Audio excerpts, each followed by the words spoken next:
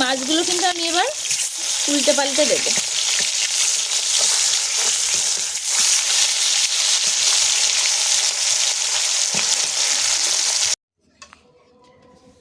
এবার কিন্তু আমি মাছগুলো নামিয়ে নেবো এক এক করে। আর আজকের ভিডিওটা তোমাদের কেমন লাগলো অবশ্যই কমেন্টে জানিও। যদি ভালো। নমস্কার বন্ধুরা, আমি মনীষার রান্নাঘরে তোমাদেরকে আজও স্বাগত। আর আজ চলে এসেছি রুই মাছের একটা রেসিপি নিয়ে। তো রুই মাছের কালিয়া করব। এখানে রুই মাছ নিয়ে নিয়েছি, এটা কিন্তু 1.5 কেজি ওজনের একটা রুই মাছ। তো এখানে রুই মাছ নিয়ে নিয়েছি, লবণ হলুদ মাখিয়ে রাখবো। আর এখানে নিয়ে নিয়েছি দেখো পেঁয়াজ, এখানে গোলমরিচ আর জিরে, আর এখানে নিয়েছি কাঁচা লঙ্কা, এটা হলো আদা আর রসুন, সবকিছুই পেস্ট করে নেবো শিলে। আর এখানে কিন্তু আমি লবণ আর হলুদটা মাছে মাখিয়ে নেব। মাছে মাখিয়ে কিছুক্ষণ কিন্তু আমি ঢাকা দিয়ে রাখবো। এরকম ভাবে আমি ঢাকা দিয়ে রাখবো। এবার কিন্তু আমি শিলে সব মশলাগুলো আস্তে আস্তে করে নেব। প্রথমে বেটে নেব পেঁয়াজ।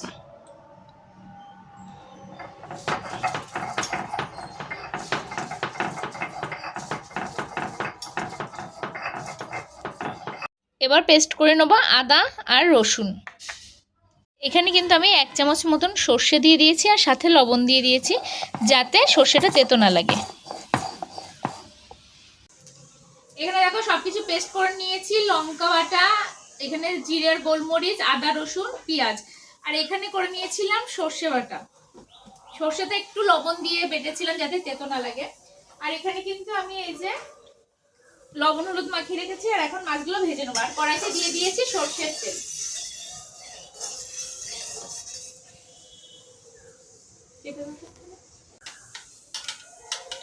এবার কিন্তু আমি মাছগুলো ভেজে নিচ্ছি।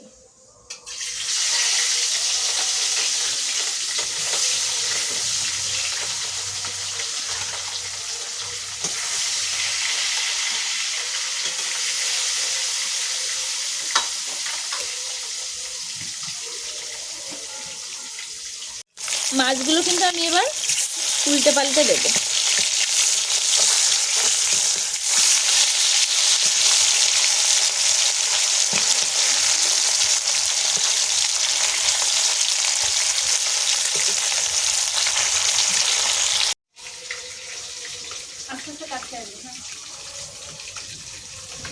এবার কিন্তু আমি মাছগুলো ভাজা হয়ে গেছে যেহেতু, এবার কিন্তু মাছগুলো তুলে নেবো।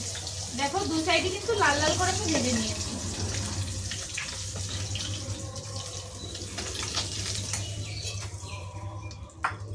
এবার কড়াইতে দিয়ে দেবো পেঁয়াজ বাটা।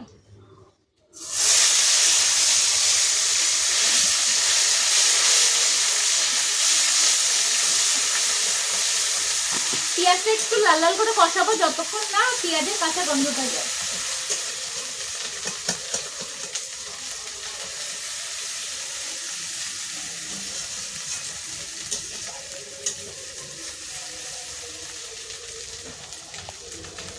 এবার দিয়ে দেবো আদা রসুন বাটা।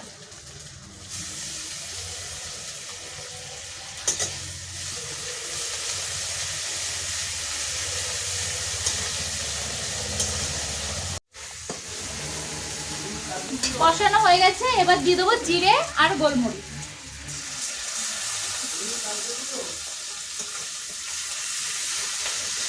জিরে আর গোলমরিচ দিয়ে ভালোভাবে কষিয়ে নিতে হবে।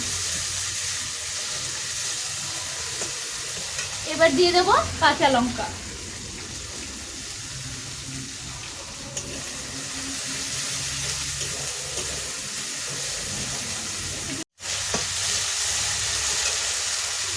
এবার আমি দিয়ে দেবো লবণ আর হলুদ।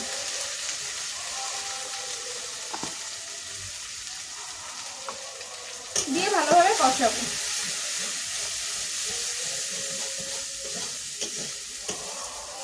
এবার কিন্তু অল্প পরিমাণে জল দেব।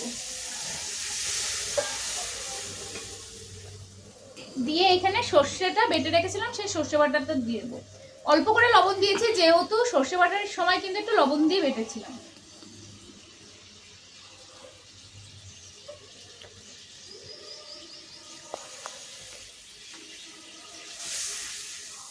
এবার আমি জল দিয়ে দেবো।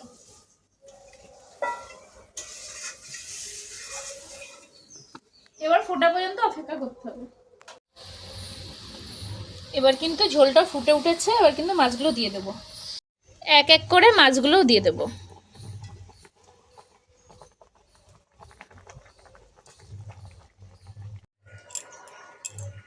নামানোর আগে কিন্তু আমি ধনেপাতা ছড়িয়ে তারপরে নামিয়ে নেব।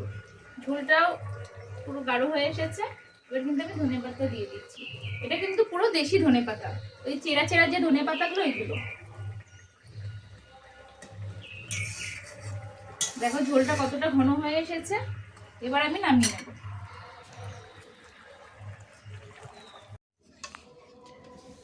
এবার কিন্তু আমি মাছগুলো নামিয়ে নেবো এক এক করে।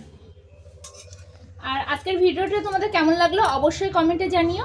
যদি ভালো লেগে থাকে প্লিজ লাইক কমেন্ট শেয়ার করো, আর যারা এখনো সাবস্ক্রাইব করোনি প্লিজ সাবস্ক্রাইব করে দিও। তো আজকের মতন বিদায় জানাচ্ছি, আবারও দেখা হবে অন্য কোনো রেসিপি নিয়ে। তো যারা লাইক কমেন্ট করোনি অবশ্যই কিন্তু লাইক কমেন্ট করে দিও। তো টাটা সবাইকে।